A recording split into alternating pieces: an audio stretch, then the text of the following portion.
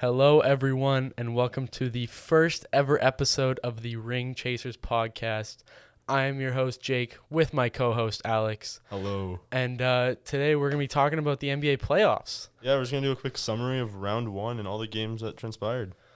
But first, before we get going, Alex, how are you doing, man, today? How are we doing today? You know, I'm chilling. How about you? I'm doing great. I'm excited. First episode of the pod. Let's just get right into it. You know, we're going to recap the first round of the playoffs. And then we'll give some thoughts on the second round. Yeah, and then in future episodes, we will kind of go over the games that happened. I know we're starting a little bit late into the playoffs, so that's why we're giving you guys a little recap. We're a recap pod, no biggie. Let's just get right into it. You got the first game? Yeah, I think we kick it off starting about Suns Pels. So pretty much in game one, Phoenix won 110-99, taking the 1-0 lead in the series. D-Book and CP, those were the guys that game. Mm-hmm. CP had 30, D-Book had 25. It was going for them. Mm-hmm. Although CJ McCollum also put 25 up, but his co-star, Brandon Ingram, only had 18 points, got 5 turnovers, and he shot 6 of 17 from the field. That is really bad. Yeah, especially for him. He's usually pretty efficient. Mm-hmm. Phoenix did have the lead the whole game, so it wasn't. And they were the 1 seed playing the 8 seed. Wasn't really much of a shock they won that game. Although New Orleans did win the rebound battle, which is shocking because a lot of times the rebound battle results in a win. Yeah. But Phoenix also shot 15% better from the field, so that would go into that game. That helps you win games. To everyone's surprise, I would say at least, New Orleans took game 2, 125-114, tying the series up. In Phoenix, too, which Phoenix. is crazy. Brandon Ingram, a little bit of a comeback game. Little 37-piece for BI. A little 37-piece, just light work for BI. Another day in the office. Got CJ McCollum getting 23, contributing off the bench. He shot fine, but he didn't shoot a ton. Mm-hmm. This game, D-Book was pretty fantastic with 31 for Phoenix, but this time it was his co-star that underperformed. CP3 only had 17 points and 5 of 16 shooting percentage. Well, D-Book also left in the third quarter with a hamstring injury. Yeah. Like, he was going off. He had 31 points. Yeah, he got a grade 1 hamstring strain, and he was meant to be out for 2 weeks there. Yeah, and, if he stays in the game, New Orleans does not win this game. 100%. He was going off. But he had 31, and that was only in, the first half, pretty much. It was, third or fourth quarter that he got hurt, and New Orleans won by 10 points. What? No, 11 points. But BI, though. BI did have a good game, but you think D-Book, this is halfway through the third quarter. D-Book has 31. He's going for at least 40. The game was tight up until the fourth quarter. The game was tight until the fourth quarter, and New Orleans took off a little bit there. Mm-hmm. D-Book's injury definitely resulted in a little bit of a change in the series. Oh, yeah. Lots of good transition, where even with the transition of the series, Phoenix came out and won game 3. 114-111, barely taking a win, getting up 2-1 on the series. It's a big win for Phoenix there. And it wasn't with Booker out, someone has to step up, and that guy was Deandre Ayton. Mm-hmm. He had 28 points. And then CP played a lot better with 28 points as well. Yeah. And you couldn't really ask more from New Orleans stars. Just the surrounding cast didn't do it for them. BI had 34 and CJ had 30, so pretty good night. 61 for 64 for the two guys combined. That's a good night. Nice. You just like to have the other guys step up. Yeah, Valanciunas needs to step up in that situation. Yeah, for sure. Phoenix shot 15% from 3 that game, which is that's really tough. Bad. But they also had 9 less turnovers. Yeah, and that's huge. That's a game changer for Phoenix, huge. Especially in a 3-point game. Oh, of course. In New Orleans, that's a big game changer. They only had 6 turnovers that game. That's New Orleans good. had 15. Oof. That's tough. Although New Orleans did come back in game 4. They won 118-103, tying up the series once again. JV, like you said, he needed to step up. He stepped up this game. He stepped up there, 26 and 15. That's a big game for JV, who's not really been a scorer for the Pelicans this year. He's had the odd game, but he's been more of just a steady 15-10 guy, 15-8 guy kind of thing. Mm-hmm. But he stepped up in the game of need. Although CJ kind of stepped down, though. He had 18. Yeah. But, you got Ingram getting 30, which helps a lot. Ingram has been great this series so far. Here's the big shocker.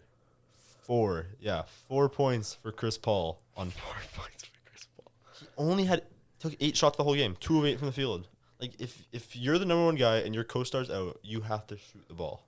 Well, I mean, CP3, veteran guy. He's 37 now? 36, 37, 36. something like that. He's got to take a game to recharge. That's really bad, But though. 8 That's shots. really bad. You're the star. You gotta. And they lost by 15. Yeah, that's a bad game. It's a bad game for the Pretty for the much, Suns. New Orleans got out open with a small lead in the first quarter, and basically their lead just slowly increased as the game went on to the point where they won by 15. And they won the rebound battle and had less turnovers, which That's probably is why they won. Game. That's more understandable for a win. Yeah. And then here comes Game 5. Chris Paul has 22 this time, but 8 for 18 from the field. It's better. Taking more shots. Yeah, but he's not shooting well. But here's what happened that led to Phoenix winning 112-97 and getting their lead to 3-2. Mikal Bridges. Wrong team there. Wrong Bridges. Mikal Bridges had 31 points. Which for him, that's a big game for Bridges. He's a clamp god, but he'll be a bucket getter if he has to. Yeah, like a guy that's known for his defense mostly. He just goes off. You're missing your primary scorer. You need another guy to step up, and he did. And I don't know what did Ayton have in this game. I'm not exactly sure what Deandre Ayton had, but I don't think it was anything crazy. Nothing crazy.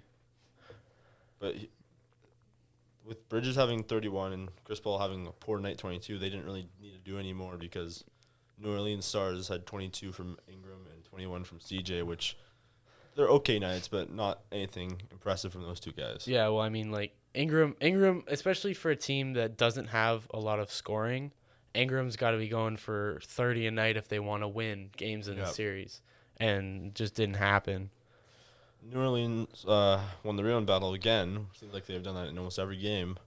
But Phoenix shot 10% better from the field, which seems to also be a trend in this series. Them shooting better, but they're just a better team, man. What do you expect? It's a 1-8 seed. This series is going on longer than most people thought it would. Oh, I mean, with D-Book, if D-Book played, it's 5 at the worst. Oh, if you asked me at the start of the series, I'm calling sweep. Oh, I called a sweep too. Yeah, I said it was gonna be a sweep. And I think Game 6 supports that with a 115-109 win for Phoenix, winning the series 4-2. And D-Book returned. That was D-Book's return game, returning early. Yeah. But here's the impressive part. Chris Paul had 33 points on 14 of 14 shooting. Didn't miss a shot the entire game, including free throws. This guy's 36. He's 36. He did not. That's a historic night for CP. Oh, for sure. A guy who I guess he's been kind of hot and cold this series. To have a game like that, that's kind of a confidence booster, I feel like. Oh, for sure. And in this one, Deandre Ayton played well. He had 22. Ingram had 21 and got 11 dimes. So that's not bad for him, but he didn't score as much as needed. No. And he facilitated well. CJ had an off night. CJ had a only really 16 off night. points, which for him, that's tough. Yeah. The game was really close to the end, so a couple more points from those guys would have went a long way. It would have been crazy if this series went to 7. Nobody would have seen that coming. And once again, New Orleans won the rebound battle, but Phoenix shot almost 10% better from the field. Yeah. Seems to be a trend. D-Book, he definitely looked kind of hesitant that game. Oh yeah, especially he's coming back with from injury. With the hamstring. Hamstrings are scary, but I mean, it was just kind of good for the Suns to have him on the floor. Oh, for sure. That kind of impact guy, go get me a bucket. Yeah, it's just good to have him back. And of course, and having the series end earlier and not go to 7 is huge for him to get another day or two of recovery. Yeah, for sure. If not, they would have been waiting for the other series, but for Dallas, Memphis. No, Dallas Jazz. That's Jazz. Wrong teams. Wrong teams. Yeah, they got a bit of a break. Yeah, a little bit of a break. Yeah. And he can rest his legs. What do you got on takeaways, man, for this series? Ingram balled out of his mind for most of the series. He had 1 or 2 a little bit underwhelming games, but he led New Orleans past their expectations. Mm-hmm. And CJ, he played solid as well, but he had some good games, some not as good games. Yeah. And D-Book coming back earlier than expected, that actually led to Phoenix getting fined. Really? Because they were announcing 1 to 2 weeks, and he came back way earlier than that, and they were not being honest about his rehab, so the league fined them. That's crazy. I didn't actually know you could do that. Get fined for that. More you know. Yeah, then CP had some bad games, but he had that one historic game in Game 6, which will be pretty good. The point god. Of course, yeah, he's one of the best point guards ever. I don't think no one's gonna argue that. I think no one's gonna argue that. If he gets a ring, I think that solidifies him top 3 or 4. I don't see him above Steph or Magic, but I could see him. You can make an argument for anyone else, I'd say. For sure. I mean, I'm looking at one more name down here, man, and it's Zion. Oh. Like I see those videos. This guy's doing 360 dunks, through the legs dunks. They look effortless too. Like, and I don't know what's wrong with this guy. And he says he wants to stay in New Orleans. Yeah, he said he's ready to sign an extension the second they offer him one. But like, when is that? You gotta play. You gotta play if you get an extension, man. Yeah, I get missing the regular season. You had a foot injury for a big guy. That's tough, and at his size, it's true. Even when he doesn't put on a couple more pounds, his weight from his muscle is incredible. Like, yeah, he's a big guy. Even if he doesn't get hurt, he'll have the Charles Barkley career, I say, where no matter how good he is, he could be amazing for like a while, but his weight will catch up to him, kind of like how it did with Chuck and Shaq and all those guys. Those kind of guys. Yeah. I mean, there was some talk that he would come back if they won this series. Yeah, but no one really expected that. Not likely at all. Yeah, so now Phoenix is moving on to Dallas in the second round. Congratulations, Phoenix. Nobody expected it. Or sorry, everybody expected it. No one expected the one team to win, guys. I mean, Nola played better than we would have expected, but sure. It was just it's the Suns, man. They were the best team in the league. You can't go against the Suns. Yeah. I think now it's time for one of your series. Yeah, I mean, moving on, we got the Mavericks versus the Jazz. Kind of a weird series. Yeah. It's kind of a weird matchup. No one really cared for this unless you're a Mavericks or a Jazz fan. But I mean, I don't really know any of them. Game 1, the Jazz came out hot, won 99-93, took the game 1 lead. Luka did not play. He missed the first 3 games with a calf strain that he had at the end of the year. Yeah, the end of the year, that was tough. But I mean, Mitchell went off in the second half. He scored 30 of his 32 points then. I mean, Bogey had a great game. Gobert was Gobert. I'll talk about him later at the end of the series. I mean, but 17 boards. That's pretty nice. He just did not make an impact. I feel like offensively, in this series. No, he wasn't aggressive.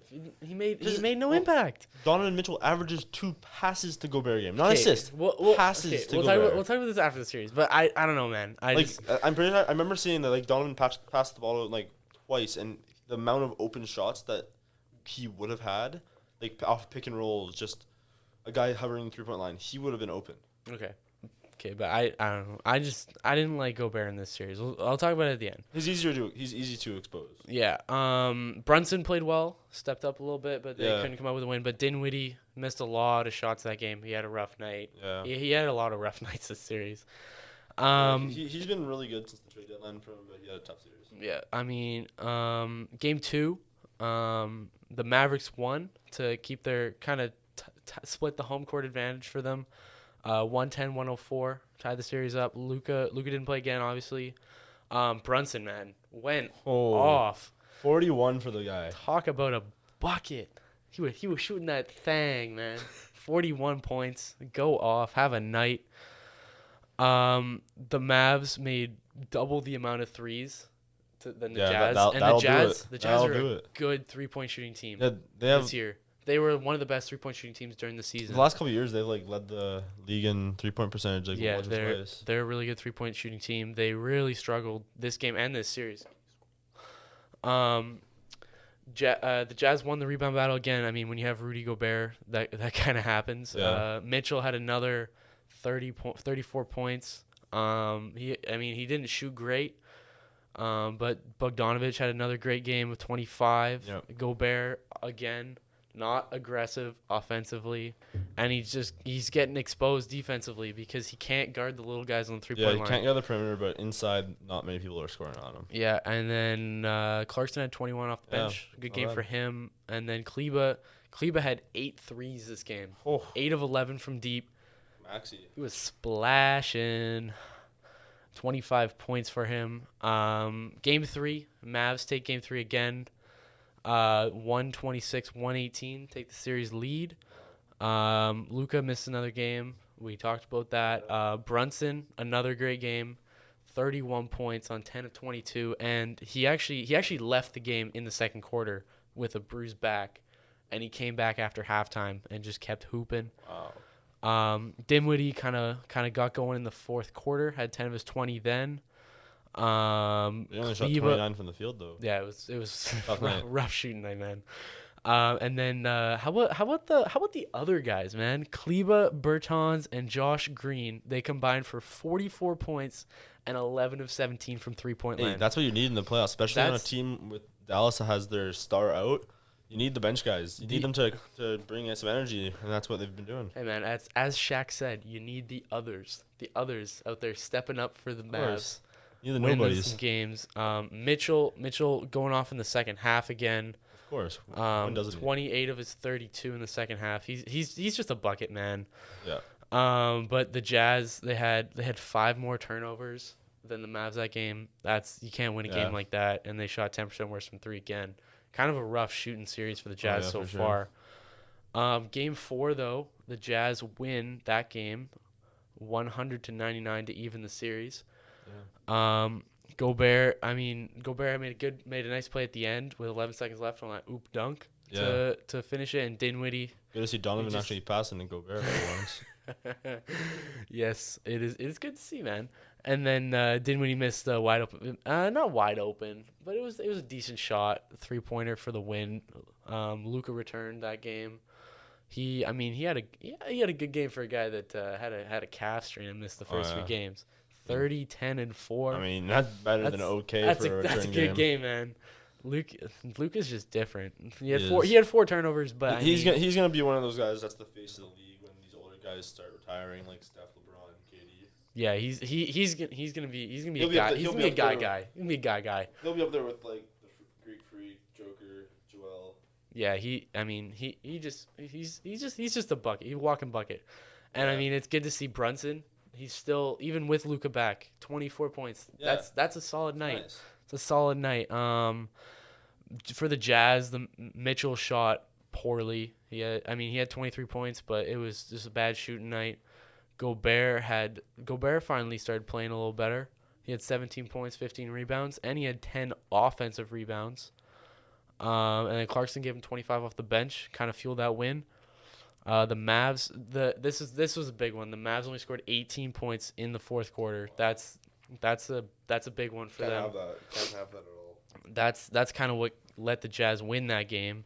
And the Jazz also shot 42 free throws compared to 23 for Dallas. Wow. Yeah, that's bad. I know the Mavs were complaining a lot about the calls, a lot of missed calls, a lot of given calls. But hey, man, that's the game. That's the game. Game 5, the Mavs win that one too. This one was the blowout. I mean, it was just Mavericks all game. 77 in a playoff game. That's embarrassing. That's bad. They never led this game. The Jazz never led this game, and they were down as big as 33. I mean, they shot 37.7% from the field and 10% from 3. They went 3 of 30 from 3-point land. Holy is right.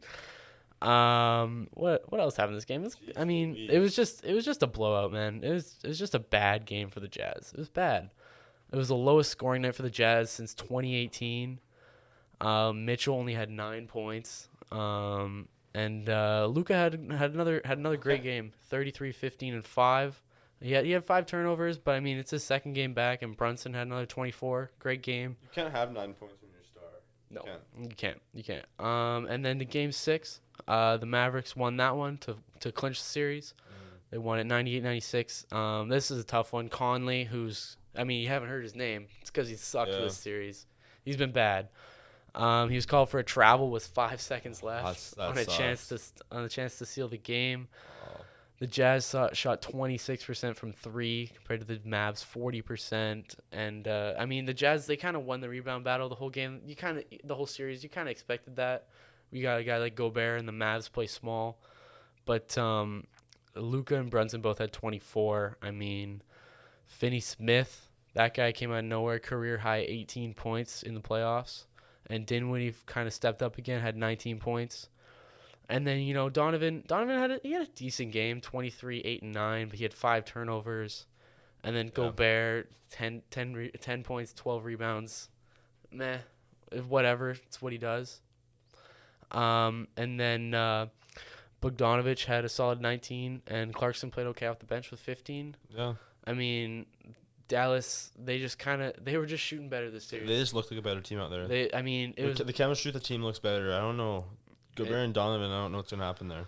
Yeah, I mean, you saw something about Gobert doesn't want to play with Donovan anymore. He said it's either me or him. Well, then I saw another report saying that was a tweet from Rudy Gobert saying he doesn't know where these reports come from. Oh, well, some so-called credible sources are putting some fake stories out, but I still don't see that duo making it through the offseason. Yeah, I mean, I don't know. They just kind of haven't been in the same mindset since the little row thing with Gobert. Since that one illness that went over the world. Yeah, I mean, bottom line, it was just a bad matchup for the Jazz. Yeah. Like the Mavs play small.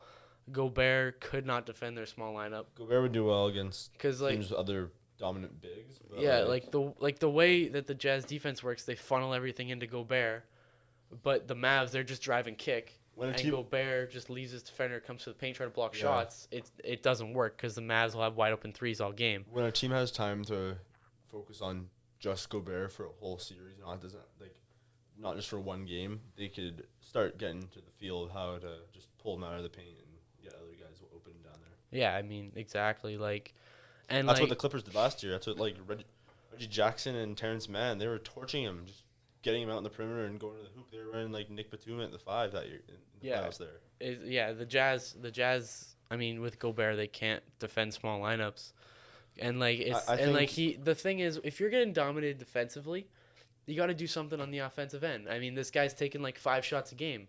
That's not going to do it, and his only move is just pick and roll and get the lob or little layups in there. He doesn't have any other moves. He doesn't have no jump hook or fade away or anything like that. I think the biggest problem is they don't have a ton of defenders outside of him. He is literally the one defender for the team. That's true. Without him, they'd probably be the worst defensive team in the league. Yeah, that's fair. Donovan isn't great defensively. No. I think if he had another elite defender that could cover the wing, that would help a lot. Because having a wing, a stretch wing that could play really good defense, that could maybe switch on the pick and rolls instead of Gobert, and Gobert could stay down low, that would help a lot with him. For sure. I mean, Brunson played well all series. Yeah. Can't fault that guy. He played what? Oh no, you can't fault him. He's played great. That's what I said. Yeah. You can't fault him, man. I mean, even with Luka back, you see he didn't fade away. I mean, he kept scoring, and Luka was Luka, and then Conley, man, not 9.2 points per game on 33% and 20% from 3. That is bad. It's abysmal. When you're the third best, I guess fourth best scorer on the team, you got to have more than 10 points a game, man. Jazz averaged almost half the threes they did in the regular season. Yeah. That's tough. Yeah, they averaged almost 15 threes a game on 36%. In the playoffs, they didn't even make 10 a game. They made 8 a game, yeah. Yeah, they made 8 a game. I don't even think they had 10 3-pointers in one of the games this series. Yeah, in this modern NBA, it's a game of shooters. It's a game of shooters, and they didn't. It's not that they didn't take threes; they just didn't shoot the ball well at all this series. And speaking of a game of shooters, I think this is a good transition onto the Golden State and Denver. That is a transition pod out here, man. We're moving on. Game 1, some domination here. 123-107 Golden State in Chase Center to take a 1-0 lead. Steph Curry, he's back from his ankle injury, and coming off the bench, so he's maybe not. He's on minute restriction for the early parts of the series, but that doesn't matter. this other guard that they have, Jordan Poole. He's exceeding in that starting spot. Man had 30 points in game 1, looking like Steph Curry when he was younger. And the rest of Golden State, like, they all contributed really well. Like, other than Poole, there wasn't like any like incredible games, but like Draymond played some pretty incredible defense on the Joker. He had 3 blocks, and Jokic had 25, which it's a below average night. Crazy thing, 25 is a below average night, but he's a pretty incredible player. Look, and he also had 3 turnovers. Jokic is just dominant, man. I mean, even though he had a so-called off night, which it even feels weird calling it that. Yeah. He stole that team in both points and rebounds. And I mean, Will Barton, he had 24, which was that's a really good game for Will Barton, man. But Aaron Gordon, that's tough. He did not play good in the first 2 games of the series. Yeah, I mean, you gotta feel bad for the Nuggets, man. Just plagued by injuries. No Michael Porter, no Jamal. It's tough. It's tough, man. You know, you got Jokic pretty much doing it all by himself. Yeah, Golden State won that rebound battle this year in that game, which led to their win, I'd say. Yeah. It helped a lot. Maybe not full responsibility, but it helped. I think. Jordan especially with like a smaller. The Warriors, they play small, man. Especially this series, they had a Draymond on Jokic the majority of the series. They didn't play Looney a ton. Yeah, Looney didn't play a lot. I mean, you play like, especially when you're a small team like the Warriors, winning a rebound battle. That's big for a win. They did shoot 14% better from 3 and 8% better from the field, which is expected. The Warriors are, when they're on, you can't really guard them. Yeah. The game was really close, and then in the final 2 minutes of the second quarter, the Warriors just kind of took off. They just took off, and then the Warriors are known historically for being a really good third quarter team. And at that point, it's over. Yeah, you got third quarter Clay out there, man. And then goes on to game 2. Another 20-point lead, 126-106 for Golden State. Taking a 2-0 lead. Steph Curry still off the bench, but has 34 points in only 24 minutes. Like, look at Curry, man. So inspirational. And, hey, Jordan Poole, his hot hand is sticking around. He had 29 on 62% shooting. This man's hooping. Jordan Poole's so good. He's so good. Like, and this guy, like 28 round pick, or not 28 round pick, but 28 overall 27, pick. 28, something like that. And everyone's calling it a bad pick. Everyone's calling it a bad pick. So it's gonna be one of the worst picks. We're saying he should have gone like undrafted and stuff like that, but I think this man's proven everyone wrong. I think he could have gone laundry. I don't know. Hey, it makes sense at the time. He didn't play great in college, but I mean, he's playing pretty damn good in the NBA. I mean, the Warriors are just kind of known for those finding those players out of the rough. Like they drafted Draymond in the second round, late lottery for Clay, late lottery for Steph. Like everybody thinks the Warriors have bad picks, and then you're like, nah, just wait like 3-4 years, and then they're gonna be studs, because they always are. They're always studs. And then Draymond still played pretty fantastic defense throughout the game, but Jokic still 26 and 11. Game was close in the first half, but once again, the third quarter for Golden State, they took over, led to a 20-point win. And Jokic got pretty upset after Gary Payton smacked him on the back after timeout, and he got ejected later in the fourth quarter after a no call. That pretty much sealed the fate of the game. And Draymond was doing a little bit of waving to Jokic when he was leaving. Waving him goodbye. Man, and then, he's such an instigator. Somehow, Golden State, they did lose the rebound battle that game, but they halved their turnovers. Yeah, that's big to win a basketball game. Yeah. You turn the ball over, it's tough to win when you got lots of turnovers. On to game 3. It's another win for Golden State. 118-113. Had a pretty nice game by the big three there with Steph, Poole, and Clay. 27 apiece from Steph and Poole and 26 from Clay. And Steph was still coming off the bench at this point. Gary Payton had a nice game as well. He had 11 points off the bench and played pretty good D.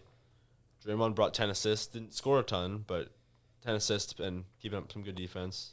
He doesn't need to score. No, he doesn't with his team. No, he doesn't need to score, man. This guy just needs to be a defensive anchor. Yeah, his defense was good, but Jokic did have 37 and 18 rebounds.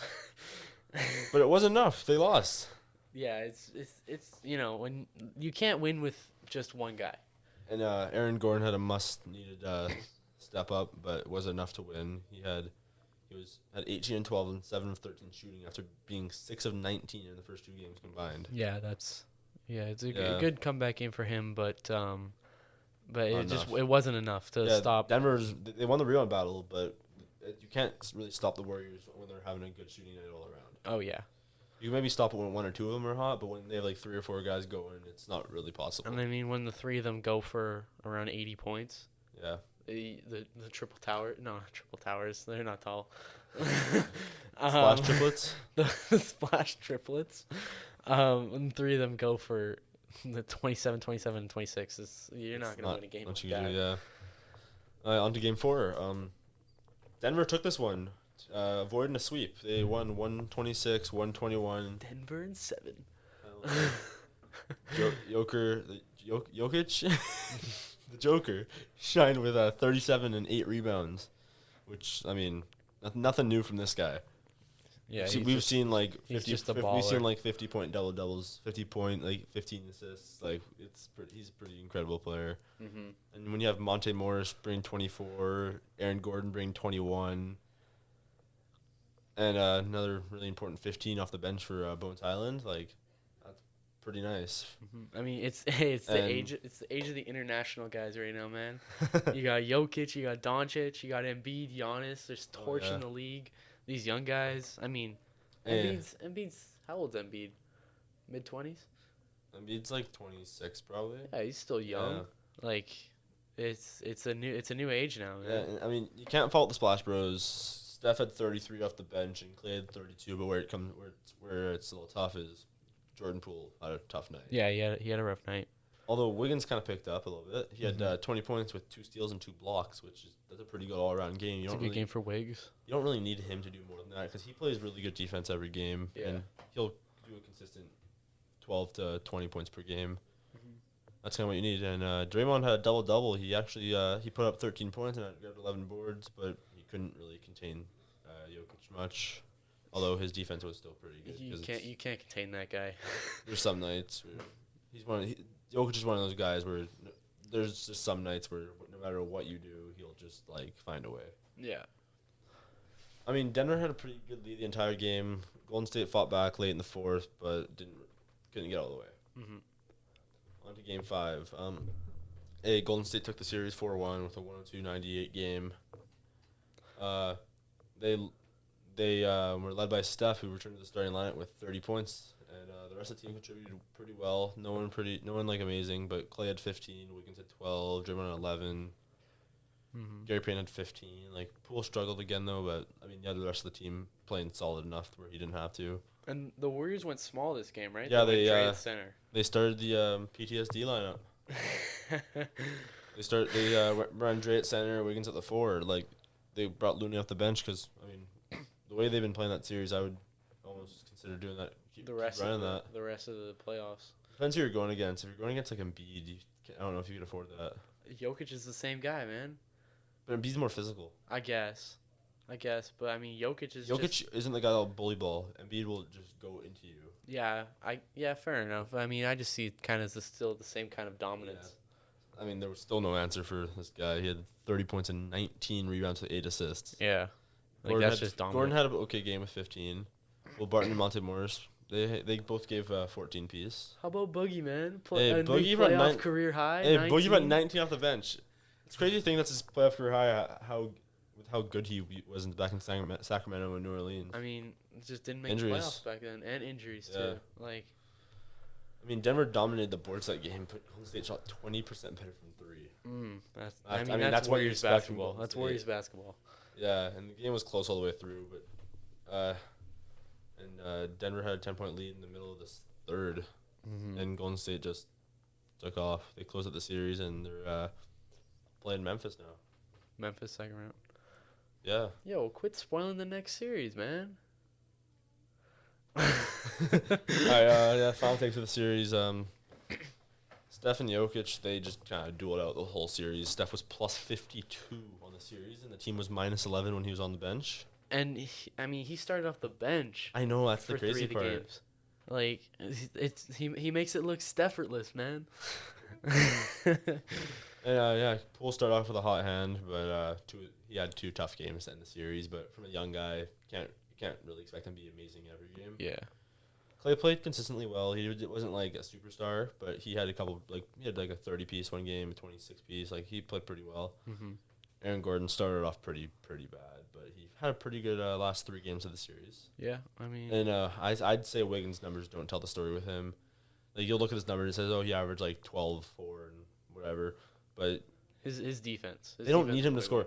He has the ability to put more points a game up, but with the scores they have, they don't need him to. And like he doesn't get that many shots because you got he doesn't need to because the three three splash shooters. triplets Exactly that take all the shots. So like he doesn't really need to score.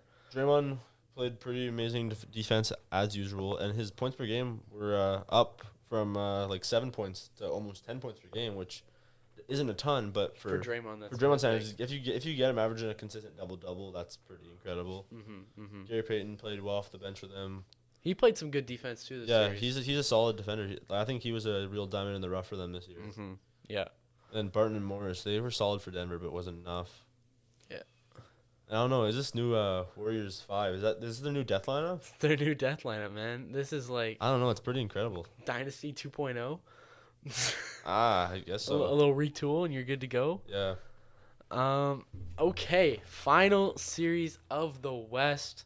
Grizzlies versus the T-Wolves, the 2 most exciting teams in the NBA. The 2 highest scoring, the 2 fastest paced teams. And game 1, T-Wolves come out with a statement win, 130-117. I mean, the Grizzlies, they just kind of showed a little rust after coming off, and they only led twice in the game. I mean, the T-Wolves won the rebound battle, and they shot 5% better from the field. A little protest alert. A woman chained herself to the basket stanchion with 4 minutes left in the second quarter. These T-Wolf fans, though, there was someone that glued their hand to the floor in the play-in, too. I mean, it's a good cause they're protesting for, but I mean, it's unreal what they're doing. Like, I mean, protest in like a responsible way. Don't like make exactly like like on TV. I mean, I get it. You're protesting the owner for the Grizzlies, or not the Grizzlies. The T-Wolves. What am I saying? But come on, man. You don't do that. It messes with the game. I mean, Anthony Edwards explodes 36 on 12 of 13. There's 12 of 23 shooting in his first career playoff game, man. Hey, Ant-Man different. This guy's just a walk-in bucket. Cat had 29 and 13. Beasley 23 off the bench, and Russell D'Lo, man, he had a rough series. 10 points on 2 of 11. They're looking to trade him. That's a rough game. Really? They're looking to trade him? Yeah, I've heard that they are open to shopping him a little bit. Huh? This guy's getting passed around all along.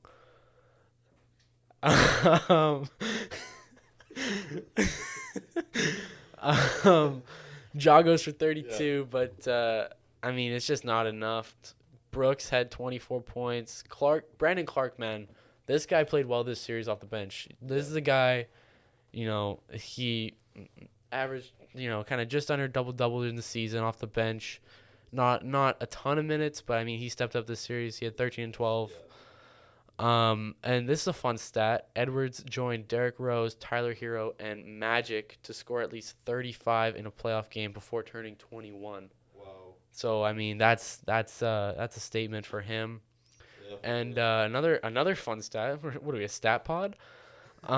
Edwards and Ja became the first opposing players in NBA history to score at least 30 in a playoff game at the age of 22 or younger. Wow.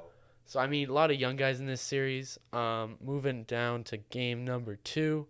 Grizzlies, I mean, this is just a blowout. Nothing else to put it. Grizzlies dominated 124-96, almost a 30-point win. They had, I mean, big story, they had 8 less turnovers than the T-Wolves. The T-Wolves, they're just young, man. They're just young. Lots of turnovers for them. Both teams got into early foul trouble, and they shot a combined 33 free throws in the first quarter. Yeah. So, I mean, that slowed the pace for both teams. I mean, the T-Wolves, they showed their inexperience tonight. They allowed 11-5 run to finish the first half, and then later in the third quarter, the Grizzlies went on a 25-9 run. Wow. That's you gotta call a timeout or something. You gotta stop the flow. Edwards cooled off. He had 20 and 6 with 5 turnovers on a rough shooting night, and Cat only took 7 shots, and he had 15 and 11. Jaw had almost a triple-double. Solid game for him. 23, 9, and 10. And he only played 30 minutes. Mm-hmm. And Jaren Jackson Jr. and Desmond Bane, they both had 16. And Clark had 13 to get off the bench. I mean, this was the largest margin of victory in a playoff game for the Grizzlies, 28 points. And the T-Wolves' only lead was in the first quarter. Mm-hmm. So, I mean, you're not going to win a game like that. Moving on, game number trace. The Grizzlies win 104-95, and I mean I mean, they only lost by 9, but it was a tough game for the Timberwolves. I mean, they showed more immaturity. They blew a 26-point lead. The Grizzlies went on a 15-0 run to finish the second quarter, and then a 21-0 run throughout the third and halfway through the fourth quarter. Wow. That's just inexperience, man. You got a first year coach. I mean, don't even call it timeout. Like at this point, the teams, they got nothing. Like you gotta stop the game and just give them a chance to reset. You can't go on a 21-0 run.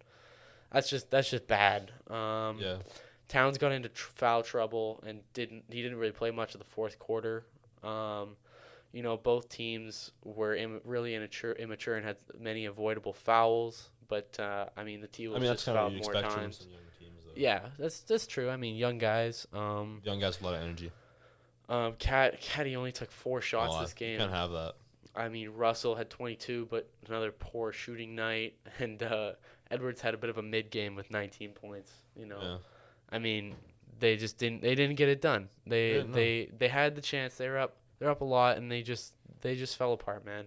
Yeah. You know, chalk it up, young team, first time in the playoffs. Yeah. And then game number 4, the T-Wolves win 119-118 to tie up the series 2-2. I mean, this was a fun series, man. Yeah. It was a fun series to watch. The Grizzlies starting 5 had 25 fouls combined compared to the T-Wolves 23 fouls total. It was a bad ref game.